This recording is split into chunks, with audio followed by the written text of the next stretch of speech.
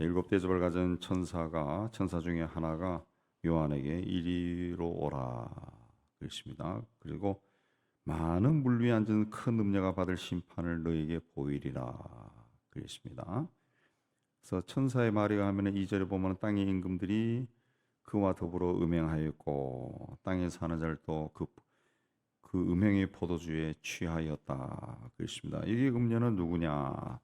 5절에 보면은 그 이마에 이름이 기록되었으니 비밀이라 큰 바벨론이라 그랬습니다.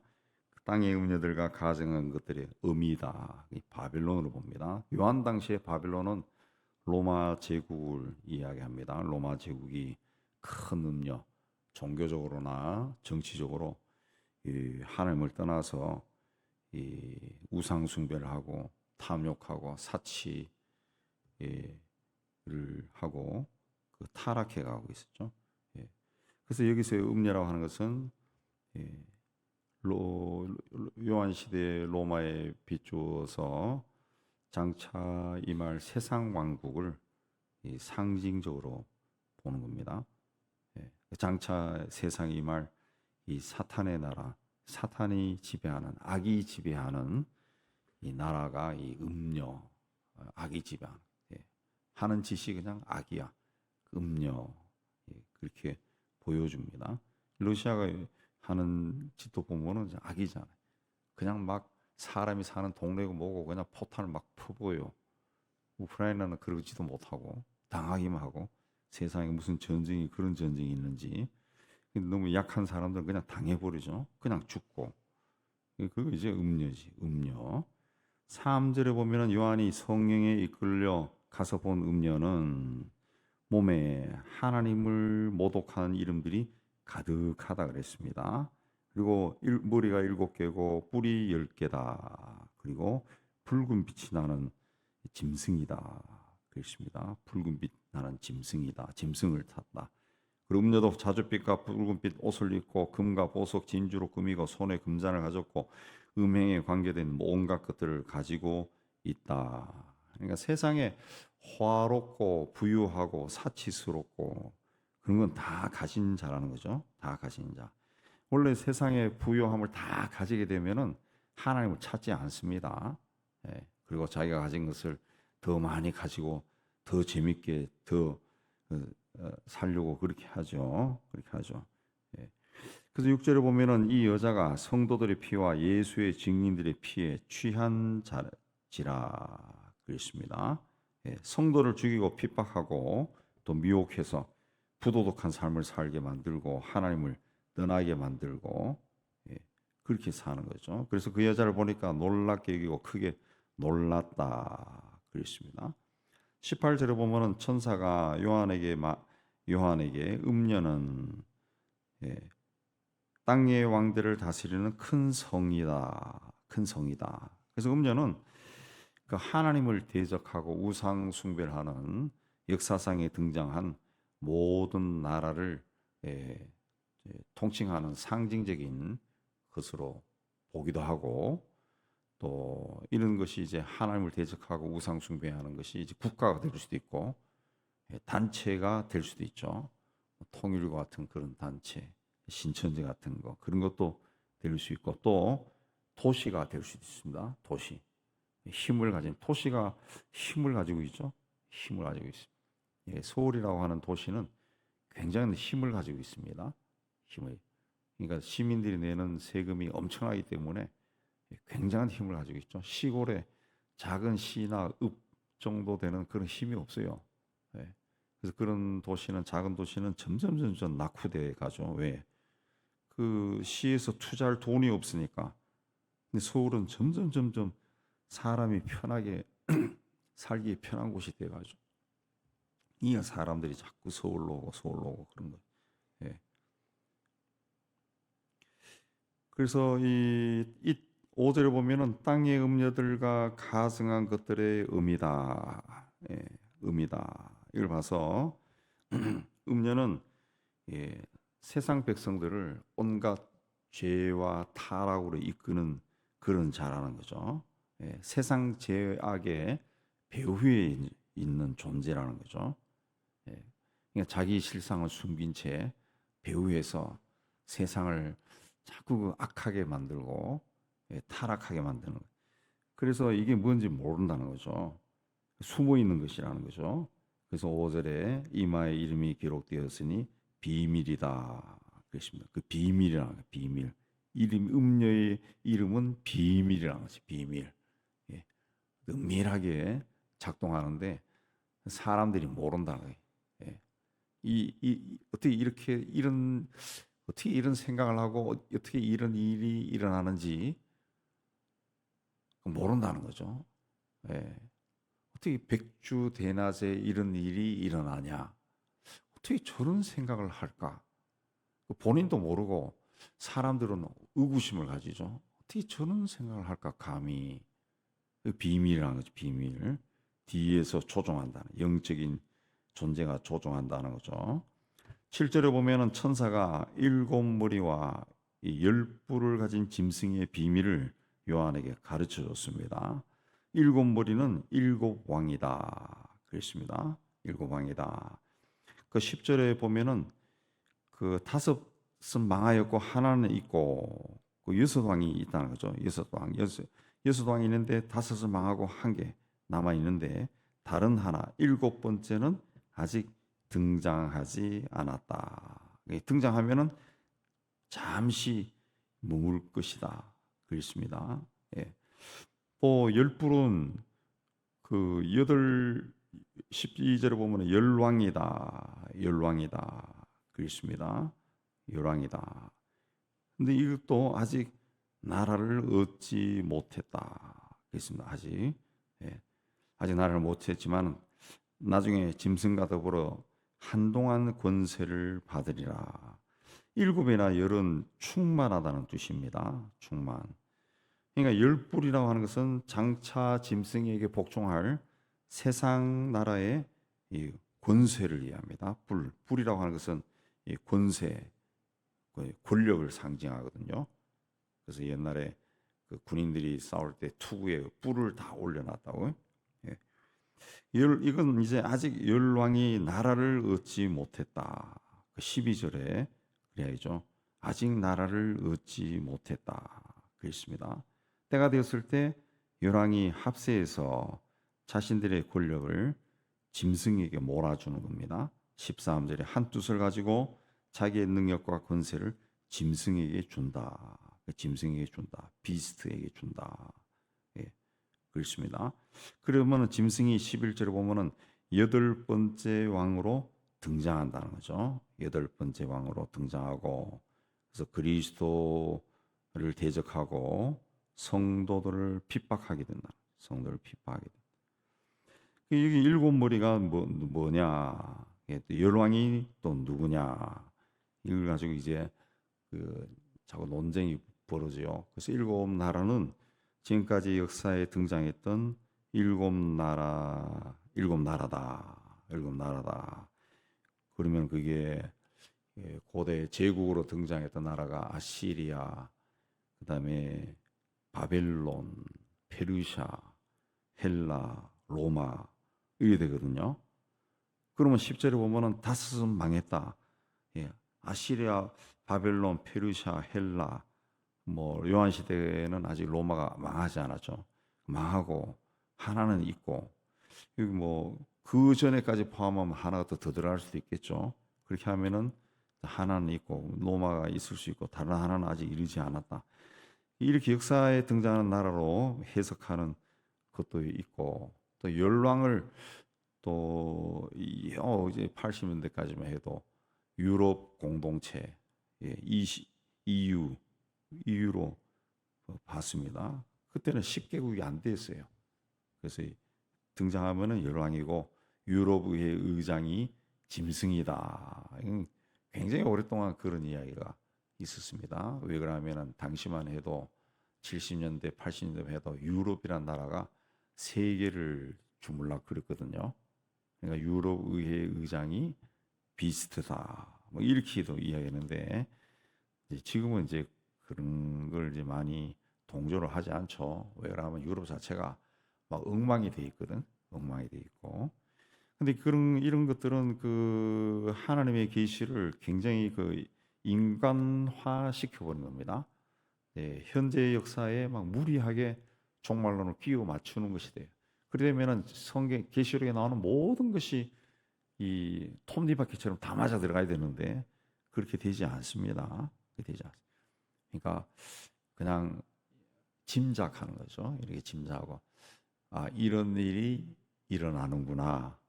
우리는 그렇게 경고로 받아들이면 되는 겁니다. 8절에 보면은 이 짐승은 전에 있었다가 지금은 없으나 장차 무저갱이로부터 올라와 멸망으로 들어갈 자다. 예. 전에 있었다가 지금은 없다라는 것은 예수 그리스도의 십자가의 그 죽음으로 대속으로 인해 가지고 사탄이 패배한 거죠. 예수께서 이 사탄은 죄를 가지고 세상을 지배하는데 예수님이 십자가에서 세상의 죄를 대신 짊어지고 죽어버렸어요. 예. 사탄이 예수를 죽이고 이겼다 그랬지만 그 이긴 게 아니라 예수님이 세상의 죄를 없애버린 거죠.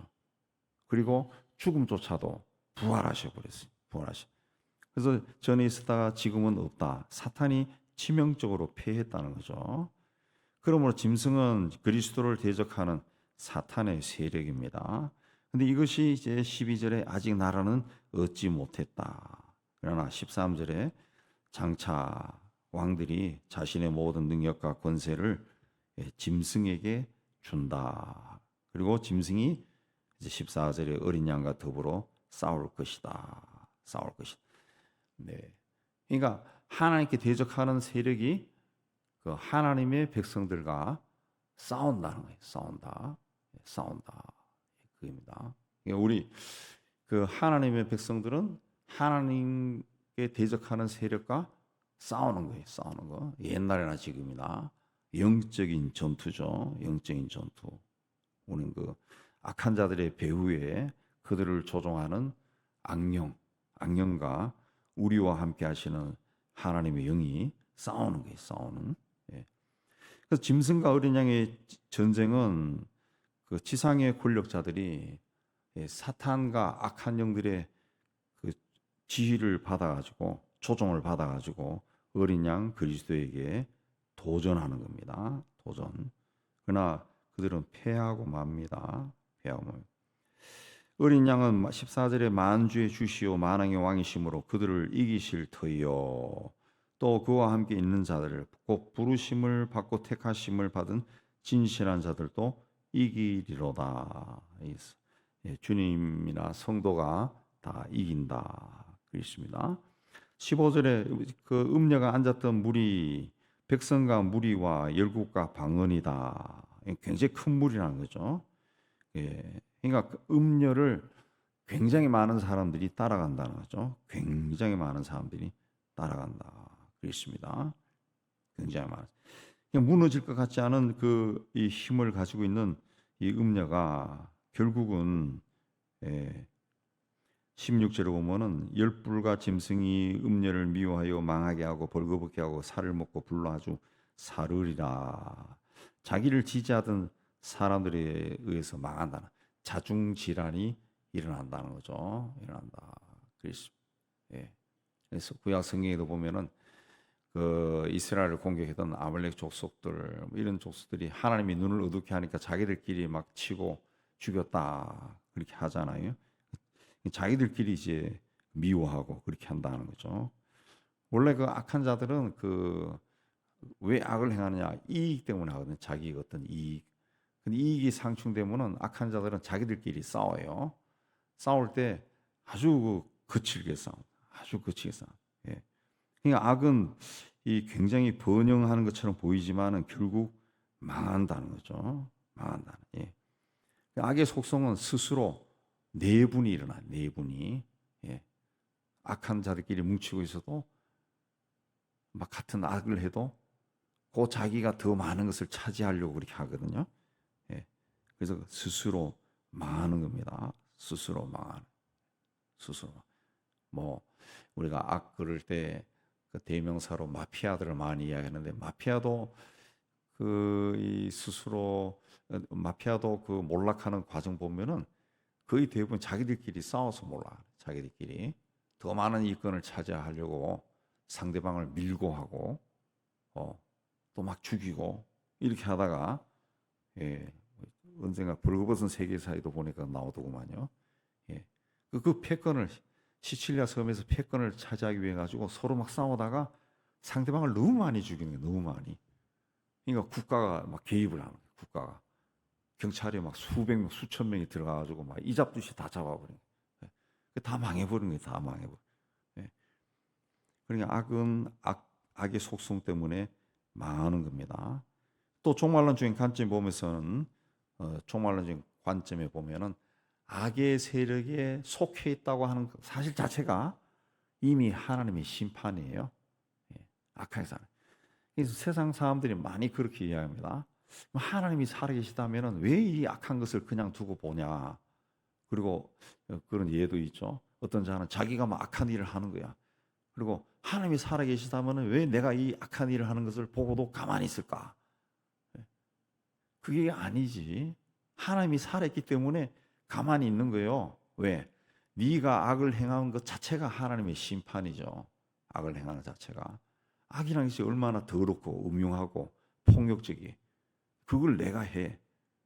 내가 하는 것 자체가 하나님이 이미 너를 버린 거죠. 너를 버린 거죠. 그리고 죄 가운데 거하는 것 자체가 그게 하나님을 떠난 거야. 요한일서에도 하나님의 사람들이 자꾸 같은 죄를 반복하면은 하나님 그 사람과 함께 있지 않다 그랬어요. 근데 그 자체가 죄된 행동을 하는 것 자체가 이미 하나님의 심판이 악의 세력에 속해 있다고 하는 사실 자체가 하나님의 심판이라. 하나님의 심판. 북한에 보면은 뭐 탈북자들이 전하는 소식 보면은 그 참 인간이 할 수 없는 그런 일들을 많이 행하고 행해요. 정말 인간 악한 그런 어떻게 사람이 생각할 수 있는 악한 걸 생각을 해내는지 몰라요. 예. 철사를 가지고 사람 손을 뚫어 가지고 다 엮어 가지고 데리고 간다든가, 뭐 코에 구멍을 뚫어 가지고 철사로 엮어 가지고 끌고 간다든가. 인간이 상상할 수 없는 것조차도 그들은 상상해 가지고 행동을 옮기건. 그들이 행한 그 악이 그 용서가 되겠어요, 그게? 용서가. 그래서 탈북자들이 전한 이야기들을 보면은 복수하고 싶다는 거지. 나중에 통일이 되면은 그 놈들을 다 찾아가지고, 그 일도. 16절에 보면은 전에 짐승을 지지하던 열불과 짐승들이 음녀를 미워하여 망하게 하고 벌거벗게 하고 살을 먹고 불로 살을 것이다. 그 인간들의 그 역사에서도 이런 것들이 많이 일어나요. 배신, 반역, 살육 이런 일들이 인간의 역사에도 굉장히 많습니다. 굉장히. 하나님이 성경에도 나오고 인류 역사에도 나오고 하나님이 악의 세력을 들여서 악의 세력을 제거하죠. 큰 음녀가 그런 일을 당한다는 거죠. 그건 하나님이 하시니라 하지. 하나님의 때가 될 때까지는 이제 짐승이 힘을 얻을 것이다. 힘을 얻고 지 맘대로 하는 그런 세대가 온다는 거죠. 이걸 왜 계시록에서 우리에게 다 가르쳐 주느냐? 그런 일이 일어난다는 거지. 그러니까 그걸 보고 경계하고 조심하고 믿음을 지키라는 거죠. 믿음을 지키라. 세상이 왜 이렇게 막 혼란스럽고 막 악하냐? 어떨 땐 생각하면 막 가슴이 답답하고 이런 세상 오래 살 이유가 없다. 막 이런 마음도 들지만은 이미 2000년 전에 하나님께서 요한을 통해 가지고 계시를 주신 거죠. 그렇게 될 거다는 것이 될 거다.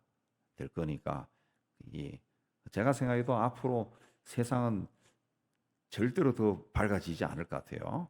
더 죄악이 막 기승을 부릴 것 같아요. 그리고 세상은 더 풍요로워지고 풍요와 빈곤의 격차는 점점 더 벌어지고 그래서 막 이 한쪽에서는 막 비명이 막 지를 겁니다. 비명이 지르고 막 이런 굉장히 혼란스러워질 것 같아요.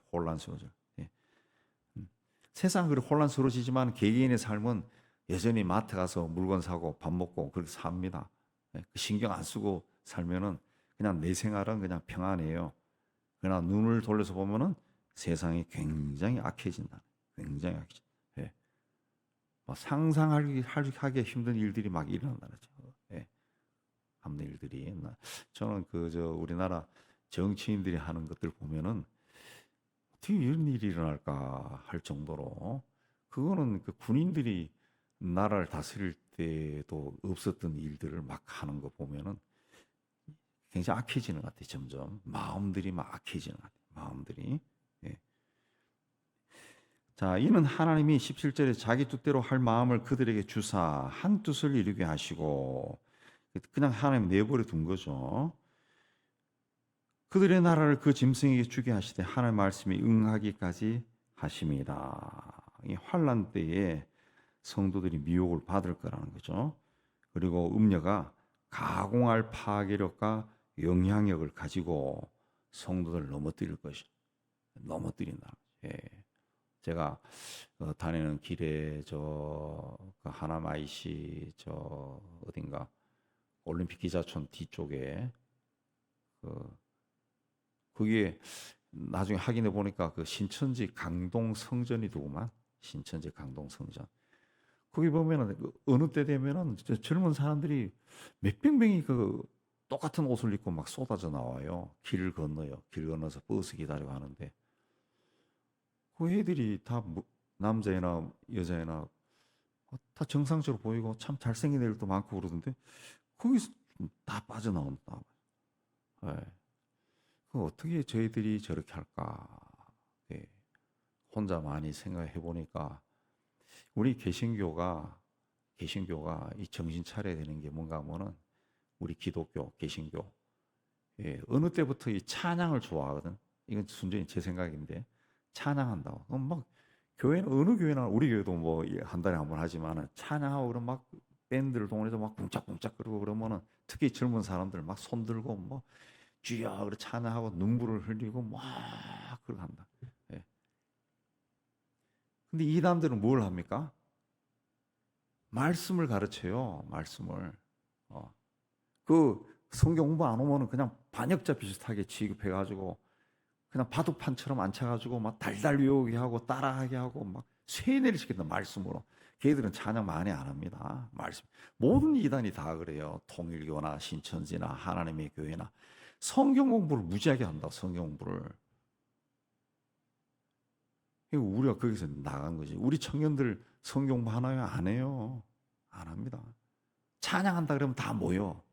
그냥 성경 공부 안 해요. 성경 공부.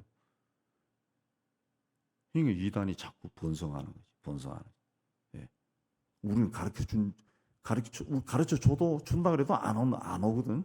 예, 뭐 애나 어른이나 다 안 옵니다. 제가 다른 교회도 물어보면은 안 온대. 통계적으로 하면은 출석 교인의 10% 정도만 온다는 거지. 근데 그런 이단들은 100% 가요. 100%. 안 가면은 제외돼요. 14만 4천 명에서 제외되는 거야. 그러니까 다 가는 거야. 다 가는. 그러니까 계속 교육받으니까 걔들은 막 흔들리지 않은 거예요. 흔들리지 않아요. 굉장한 영향을 가지고 커지고 있는 거예요. 커지고 있는. 그러니까 우리가 이 말씀으로 다시 돌아가야 됩니다. 말씀에 기초하지 않은 신앙은 흔들립니다. 흔들립니다. 예. 흔들려요. 그 말씀도 때로는 묵상으로 읽는 게 아니라 소리 내어서 읽어야 됩니다. 네, 제가 예언처럼 시편 같은 거 소리 내서 읽어서 자꾸 소리 내 읽으면은 어느 날 그 말씀이 하나님이 나에게 하는 것처럼 막 들려온다. 예. 불교는 소리 내서 하잖아요. 소리 내서. 예. 기독교도 원래 그 옛날부터 고대 시대부터 성경을 소리 내서 읽어요. 근데 어느 순간부터 소리 안 내는 거지. 옛날부터 수도원의 수도사들은 소리 내서 성경 읽어요. 성경. 우리도 그렇게 하면서 말씀으로 돌아가야 이 혼란의 시대를 이기지. 그렇지 않으면은 무너집니다. 말씀과 기도로 무장해야 돼요. 여러분들은 무장해서 이제 세상에 어떤 일이 닥치더라도 그런 걸 보고 흔들리지 아니하고 오히려 주님께 더 가까이 가기를 주의 이름으로 축복합니다.